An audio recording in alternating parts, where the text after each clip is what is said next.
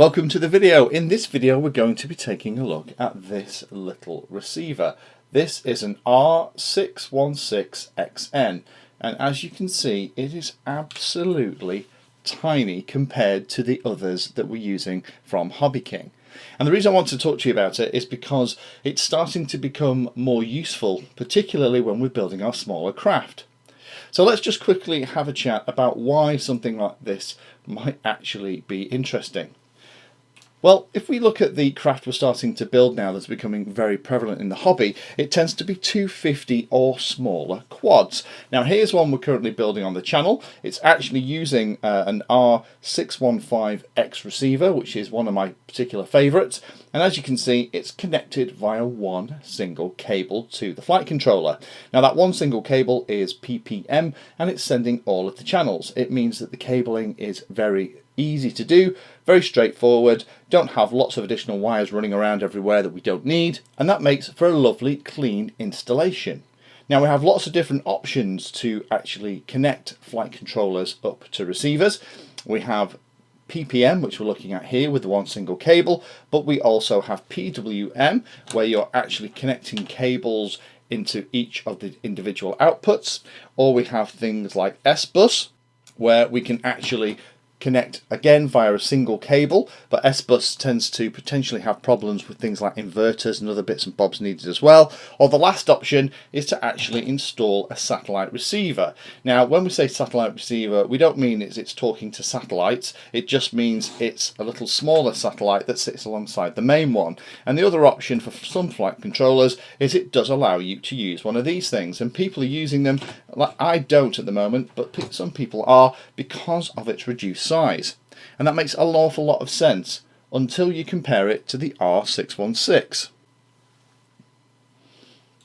Because the R616 is even smaller than a satellite receiver, and particularly if we're going to talk further about things like 180 class quads, you can see that some of these more traditional receivers are just simply huge compared to the chassis. They're going to take up all the space. So a satellite receiver would be useful, but actually one of these little things is going to be perfect. It's going to allow us to mount some of the other electronics, and it's going to leave us room for things like the flight controller and other pieces as well. So in this video I want to show you a couple of things about the R616, particularly how we do things like bind it, because there isn't a bind button on it, so there's a little process you go through. So we'll talk about that. We'll also have a quick chat about failsafe, whether or not it has it, and then we'll finish off talking about range. So the first thing we'll do then is let me clear all this away, and we'll talk about how you bind this great little receiver up. So to bind the R616XN is pretty straightforward, but you can't use a bind plug. Now the job of a bind plug is just to connect the ground wire to the signal wire on the special pin that's there to designate that it's bind mode that you need. So that's all it's doing, it's just connecting the brown and orange wires together. Now there isn't anywhere that we can plug a bind plug into on this, and there isn't a little button either. So you have to forget about that for the time being. What I've done is I've taken a little paper clip and bent it so that the ends of it are just the right distance apart, so that I can short out the orange and the brown connectors. Now you have to be very careful when you're doing this. You don't want to short out the brown and red or anything else, you just want to connect the top and bottom pins of the R616XN. Now there are a couple of ways we can do it. We can either connect it directly up to some kind of battery illuminator circuit, and as we're connecting it, hold the connector on to short the pins. That's what I'm going to do here. Or the other way you could try is you could actually plug the power supply into your flight controller, then plug this directly in, but while you're plugging it in, just have those two pins shorted as well. So there's a couple of options. And we'll come back to using the CC3D Atom in a minute, because we'll actually use this to show you things like the failsafe in action and how quickly everything reconnects. So let me quickly set up, and we'll actually put this receiver into bind mode. So I would recommend that you get yourself a little bit of crazy putty or blue tack or whatever, and just mount the receiver. It just means then, particularly as I'm filming, I don't run out of hands. I'm actually going to plug a little adapter here into the UBEC. It's actually 2 lots of Arduino header pins soldered back to back. I use these for all kinds when I'm kind of rigging stuff up, but it makes it easy. So now I'm ready to plug it in. So what I need to do is short those 2 wires out. And apologies for kind of covering everything up here, but I just want to make sure that I don't destroy anything while I'm doing it. And then I'm going to plug it in. There we go. And now the receiver is in bind mode. And then what I do is power on my transmitter in bind mode. It'll flash and connect. And now when I turn my transmitter off, we're all set. It's that straightforward. Well, the last way to bind the R616XN is to use a servo splitter cable. So this is the kind of cable where it has a standard servo pin on one end going into 2 connectors at the other. The kind of thing that you'd use to connect up something like the ailerons on a plane. Now these are really cheap and cheerful. These are the ones that you can get from HobbyKing. Again, I'll put a link in the description. If you find that this is the way that you feel that you want to use, it's worthwhile popping one of these on the order when you buy the R616XN. So the way you do it is very straightforward. What you do is on one of the sides you plug in your R616. On the other side then you plug in your bind plug, and then you have it all connected. So now we've bound it, let me actually go and plug it into this CC3D Atom, and we'll come back and have a look at it on the ground station software, and I'll show you how it's working, and we'll have a play with things like failsafe. So let me set that up and we'll come straight back. So just before we jump onto the computer screen, this is how we have it set up. So we have our little CC3D Atom connected via a single cable onto our R616XN. Little light is on, we're connected to the radio that we've just bound to. We're actually powering everything by a little battery eliminator circuit, but I do have it connected via the USB cable to the computer. Now, one thing I do have to say is a very quick thank you to HobbyKing for both sending me the R616XN, but also for supplying the CC3D Atom that we're actually using in this video. I'll put links to both of these in the description, but for any craft that you're building where you want a really small compact flight controller and receiver, these are a nice combination and will give you a lot of options. So now we've got this here, I'm going to continue to record this video of this setup, and what we'll do is we'll jump into OpenPilot. So here we are on the computer, and what we're going to do is just jump into configuration and jump into input.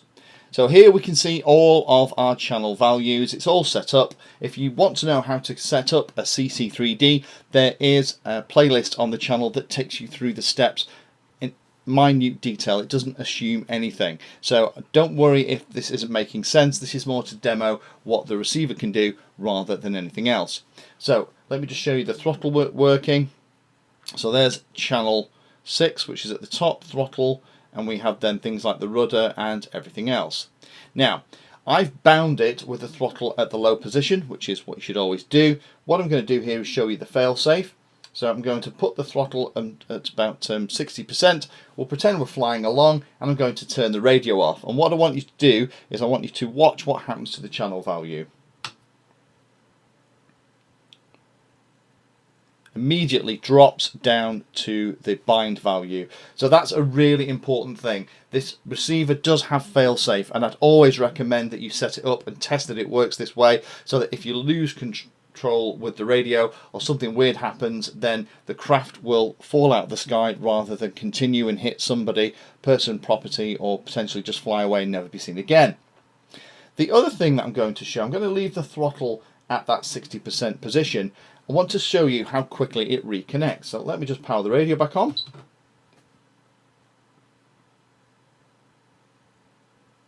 It's pretty quick and it immediately jumps back on. So this appears to be a little bit faster than some of my other orange receivers that I've used in the past. So I must admit I'm pretty impressed with that. The other thing you'll notice in the video is that it's also, as well as having the orange link light, you'll notice that the red light is flashing to let me know that I have had a problem in flight. So if you ever see that red light flashing, that's what it means.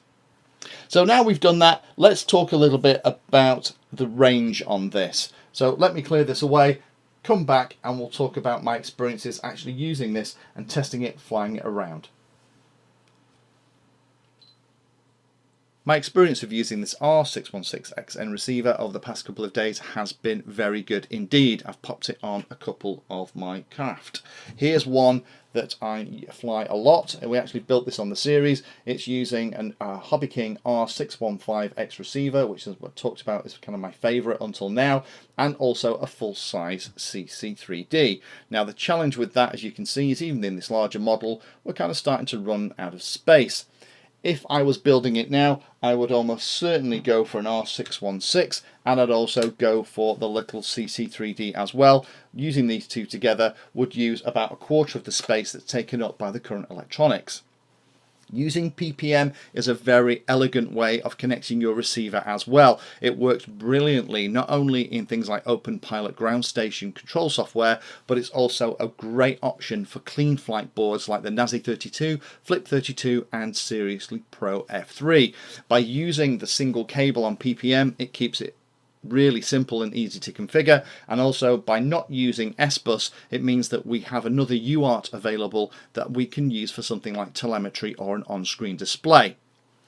So in conclusion, would I use this on park flyers? Absolutely. I've flown to the edge of my kind of legal limit, kind of 400 feet out, and it has been absolutely glitchless. Haven't seen any of those little red flashing lights to indicate that there's been a lost connection with the radio at all.